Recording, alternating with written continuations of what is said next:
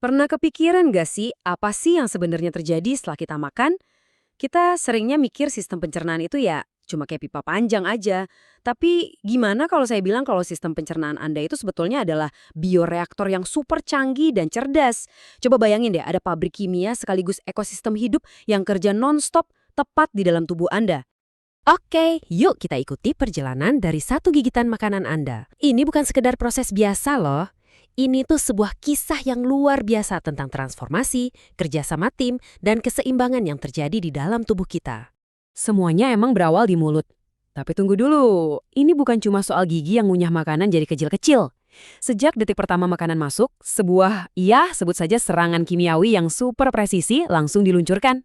Disinilah proses pencernaan yang sesungguhnya dimulai. Pahlawan di babak pertama ini namanya enzim.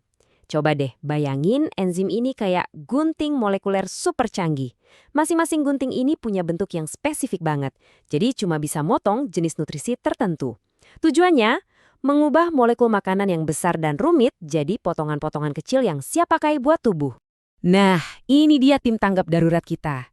Waktu kita ngunyah, amilase di air liur kita itu langsung gaspol motong-motong karbohidrat. Terus, begitu makanan nyampe lambung, giliran pepsin yang maju. Dia ngambil alih tugas berat buat ngurai protein. Bener-bener tim pembuka yang efisien banget kan? Oke, dari lambung, perjalanan berlanjut ke lokasi utamanya, usus halus. Disinilah pertunjukan utamanya terjadi. Sebagian besar nutrisi dipecah dan diserap di sini. Anggap aja ini markas besarnya para enzim, tempat para spesialis turun tangan buat menyelesaikan pekerjaan. Dan di sini, tim spesialisnya mulai beraksi. Ada lipase yang ngurusin lemak, maltase yang ngurai gula dari biji-bijian, sama sukrase yang mecah gula pasir. Ada juga laktase. Nah, ini enzim yang tugasnya mecah gula susu. Kalau jumlahnya kurang, yaitu yang bikin orang jadi intoleran laktosa. Ini bukti nyata betapa pentingnya peran setiap gunting spesialis ini kan? Jadi, intinya apa sih dari semua ini? Semua proses gunting-menggunting kimiawi ini tujuannya cuma satu. Ngubah nasi, ayam goreng, atau sayuran yang kita makan jadi molekul bahan bakar super kecil, kayak glukosa dan asam lemak. Nah, molekul inilah yang bisa diserap darah kita buat jadi energi bagi tiap sel di tubuh. Keren ya? Oke, selama ini kita ngomongin tubuh kita kayak pabrik kimia yang canggih. Tapi ceritanya bakal jadi jauh lebih menarik sekarang. Kita bakal beralih dari ngomongin mesin ke sebuah ekosistem. Siap-siap karena kita akan kenalan sama triliunan, ya, triliunan penghuni mungil yang hidup di dalam tubuh Anda. 100 triliun. Coba biarin angka itu meresap dulu. Jumlahnya itu lebih banyak dari total sel di tubuh kita sendiri loh. Jadi ini bukan cuma sekedar ada bakteri, bukan. Ini tuh ibaratnya sebuah dunia yang super rame, sebuah peradaban mikroba yang hidup di dalam usus kita. Nah, komunitas ini namanya mikrobiota usus. Dan ini penting banget buat dicatat. Mereka itu bukan penjajah atau musuh. Mereka itu mitra kita, partner. Mereka udah berevolusi bareng kita ribuan tahun, jadi hubungannya itu saling menguntungkan. Kita butuh mereka, dan mereka butuh kita. Kunci dari ekosistem ini adalah keseimbangan. Waktu semuanya harmonis dan seimbang, itu namanya eubiosis. Ini kondisi idealnya. Tapi, kalau keseimbangannya goyah, mungkin karena pola makan yang buruk atau stres, nah itu namanya disbiosis. Dan kondisi inilah yang bisa jadi pemicu banyak masalah kesehatan. Terus, apa aja sih kerjaan mereka? Ya, anggap aja mereka ini tim pencernaan gelombang kedua kita. Mereka ngerjain apa yang enzim kita nggak bisa, kayak mencerna serat-serat kompleks. Hasilnya, senyawa-senyawa yang bagus buat tubuh. Mereka juga bantu ngelatih sistem imun kita, ngelindungin dari penjahat, dan bahkan bantu kita nyerap lebih banyak mineral.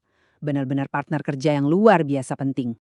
Oke, kita udah bahas soal enzim, udah bahas juga soal mikroba. Tapi pertanyaannya, siapa yang ngatur semua orkestra rumit ini biar nggak berantakan? Nah, sekarang kita bakal lihat sistem kontrol utamanya. Jawabannya ada di satu kata, homeostasis. Ini prinsip dasar banget di biologi. Intinya gini, tubuh kita itu pinter banget. Dia terus-menerus bikin penyesuaian-penyesuaian kecil biar kondisi di dalam tubuh kita, suhu, pH, gula darah tetap stabil. Nggak peduli di luar lagi panas, dingin, atau kita lagi ngapain. Coba bayangin deh, tubuh kita ini kayak sebuah benteng. Di dalamnya, semua kondisi terkontrol ketat, stabil. Sementara di luar, dunia ini kan kacau, selalu berubah. Nah, homeostasis inilah yang jadi mekanisme penjaga tembok benteng itu, biar dalamnya tetap aman dan stabil. Dan jangan salah, ini bukan kerjaan gampang loh. Coba lihat deh beberapa hal yang harus terus-menerus diatur sama tubuh kita. Mulai dari konsentrasi nutrisi, kadar oksigen, tingkat keasaman atau pH, sampai konsentrasi air dan garam, suhu tubuh, tekanan darah, semuanya harus pas. Ini benar-benar aksi penyeimbangan non-stop yang terjadi setiap detik dalam hidup kita. Jadi, yuk kita rekap singkat perjalanannya. Pertama, ada proses pemecahan kimiawi pakai enzim si gunting molekuler. Kedua, kita ketemu sama ekosistem hidup dari 100 triliun mikroba di usus kita. Dan ketiga, semua ini diatur sama si pengontrol utama, yaitu homeostasis, yang ngejaga semuanya tetap seimbang. Nah, ini yang membawa kita ke pemikiran terakhir. Kalau kita anggap usus kita ini sebuah taman di dalam tubuh, berarti pilihan makanan dan gaya hidup kita, itulah cara kita jadi tukang kebunnya. Jadi pertanyaannya mungkin bukan lagi sekedar apa yang harus saya makan, tapi lebih ke gimana ya cara saya merawat taman yang luar biasa ini?